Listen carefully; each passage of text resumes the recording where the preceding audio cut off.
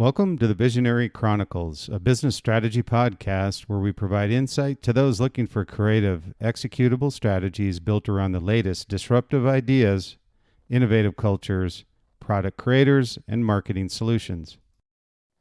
Welcome to the Visionary Chronicles. Today we're going to talk about another subject from the new book I just released last year, The Visionary Brand, the success formula behind the world's most visionary brands. Very privileged to have that be an Amazon bestseller, as well as receiving the recent Reader's Favorite Award for top marketing genre book in business. So I appreciate all of you who supported that, as well as those who purchased the book and also gave us the nice reviews. I appreciate that. And today what we're going to talk about is a section on the book I called Strategic Competitiveness.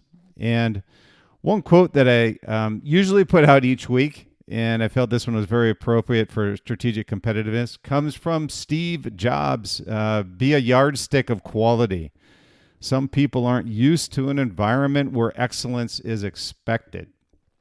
So a great quote from Steve, and I thought kind of a great entry point into what we're going to talk about today on the Visionary Chronicles.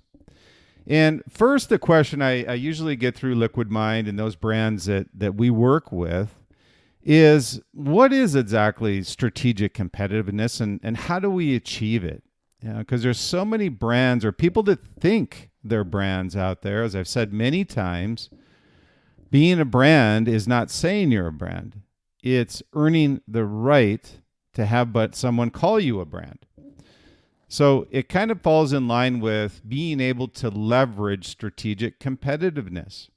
And strategic competitiveness, what I say, is born from a brand, and I say brand, not a company, that has established itself as a premium brand and can be trusted to provide the best level of products or services consistently. And I put that in there consistently because what you'll find is people will say that is a brand. Well, if it's a one-hit wonder, it's no different. If you think of all the bands out there that have had one great hit, well, that's not a great brand. That's just a great song.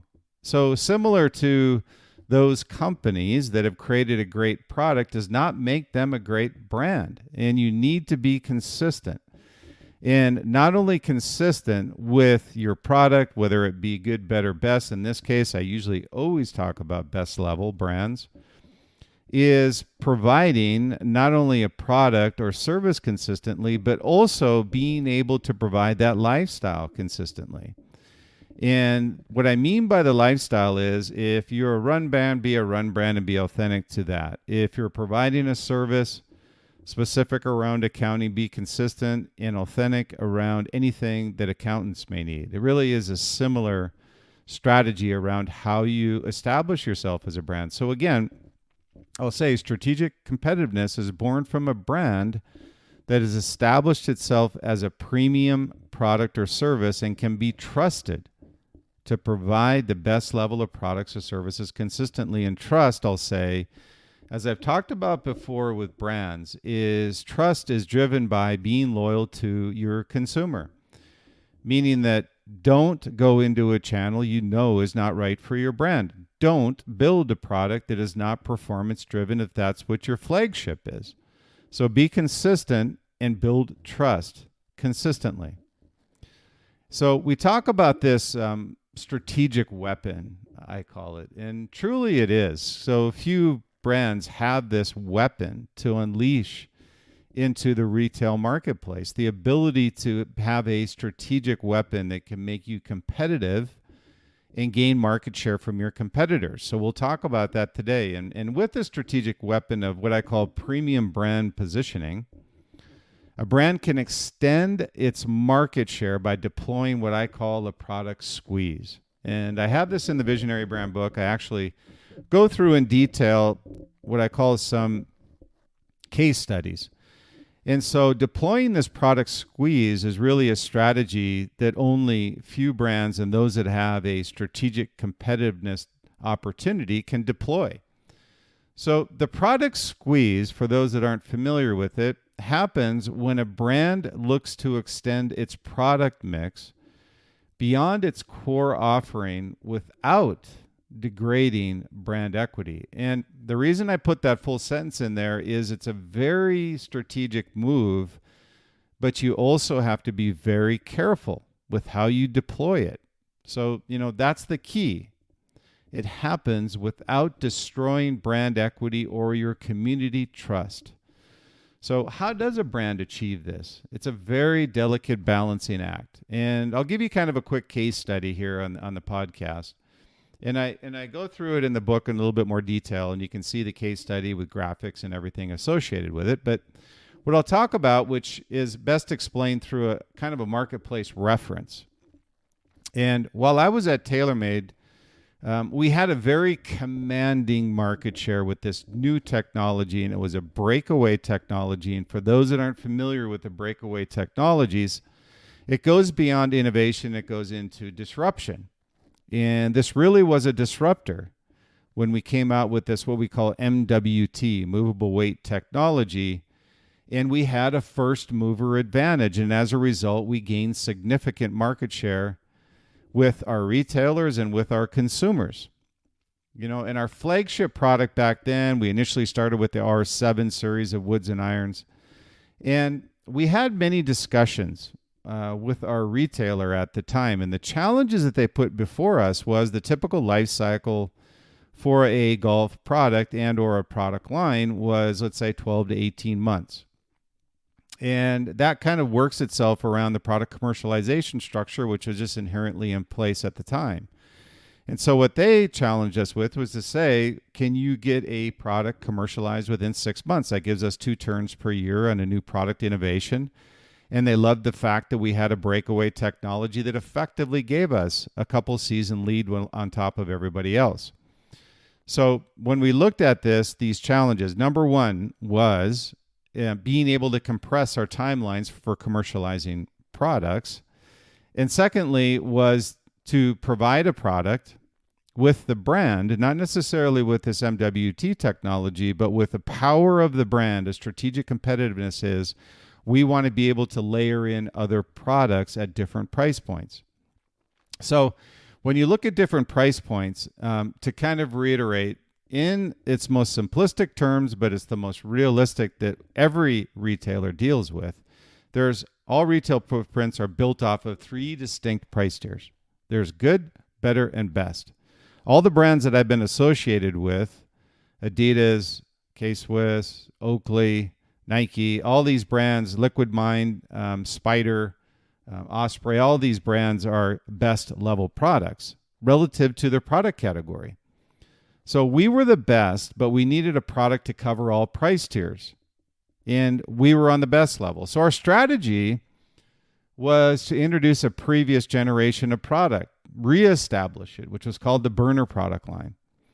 And it was a great product, but it had one distinct difference. And this is what you need to look at when you're looking at migrating your product into different price tiers without destroying brand equity or loyalty with your customers is you cannot be a best level product and put it in different price tiers. It does not work, either from a gross margin standpoint and also from a loyalty perspective.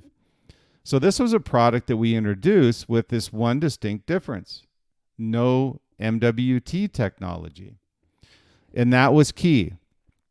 So introducing the Burner line, it allowed us to capture this second level tier, the better tier.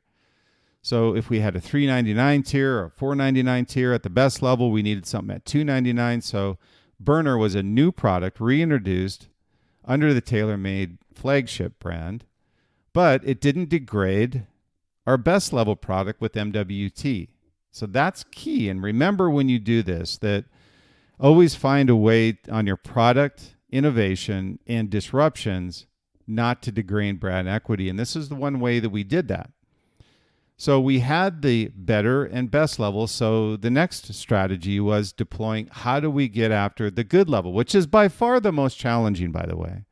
If you're a premium brand and you want to be able to cross, let's just say it's the supply and demand chain is the best way to look at it.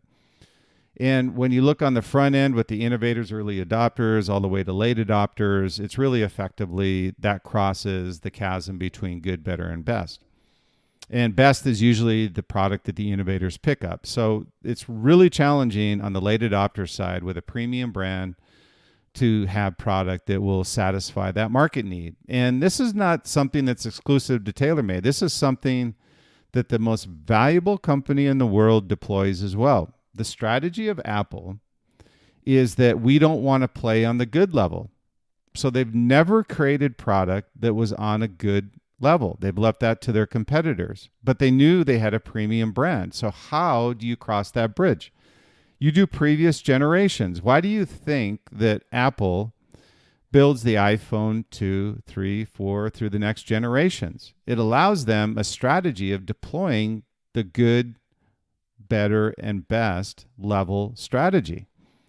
They will build products at a better level, but they will not build products at a good level, because the good level is for previous generation products. And it, number one, does not degrade brand equity, and its expectation that it's going to be a lower price point because they've come up with something new. It's a brilliant strategy, simple, hard to pull off, and only those that have a competitive edge as a brand have the ability to do this product squeeze.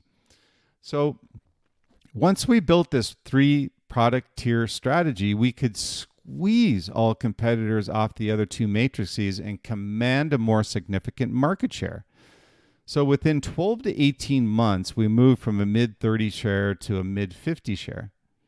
Now, this is a great accomplishment, and something our retail partner didn't anticipate would be so successful. So here's the thing sometimes about creating a brilliant strategy is that you're a victim of your own success.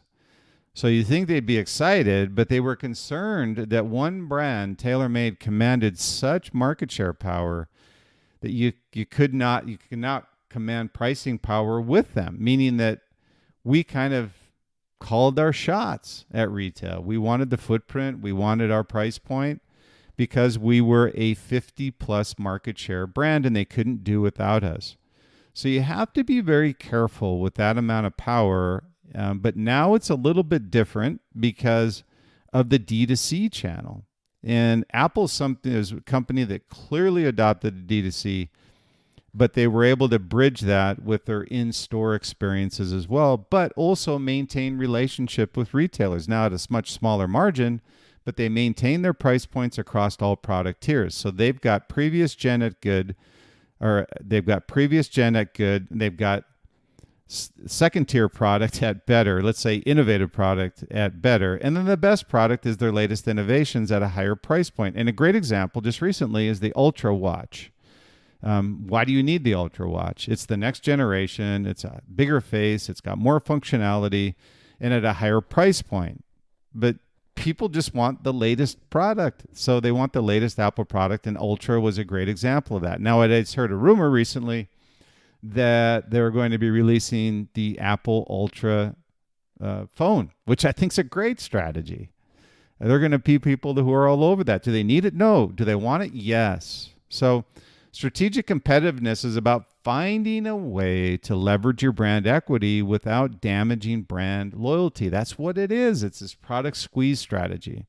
In other words, don't be greedy, be smart. And what I mean by don't be greedy is we did have some instances with brands with Liquid Mind that we flagged them on being greedy, meaning that don't go into channels you shouldn't be in. Don't build product that's not at a level of an expectation of your community, because you'll have distrust and non-loyalty to your brand long term. It's a short-term solution, but a long-term problem.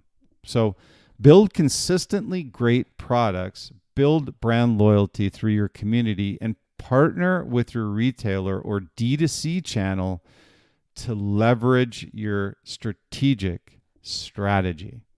Okay, finding ways to eliminate your competitor is a weapon few possess, and those that have it must use it wisely and strategically. So thanks for listening to the Visionary Chronicles podcast today. I always say stay true, stay authentic, be different, and be great, but enjoy your journey along the way. I look forward to the next Visionary Chronicles podcast. Please, if you will, subscribe, give us some feedback. We really appreciate it. And also appreciate your time. I want to thank you for listening to the Visionary Chronicles podcast today. Always appreciate your time. I know how busy everyone is these days, but I wanted to also let you know if you have any comments or anything that you would like to let me know about, I would certainly appreciate it. I get a lot of emails from people listening to the podcast. You can reach out to me at Brian, Bryan, at liquidmindsite.com, liquidmindsite.com, Facebook at Brian Smeltzer 33. Also Instagram, Brian_SMELTZER, and Twitter at Brian Smeltzer. So anything you would have comments, would appreciate you subscribing to the Visionary Chronicles. We would certainly appreciate it.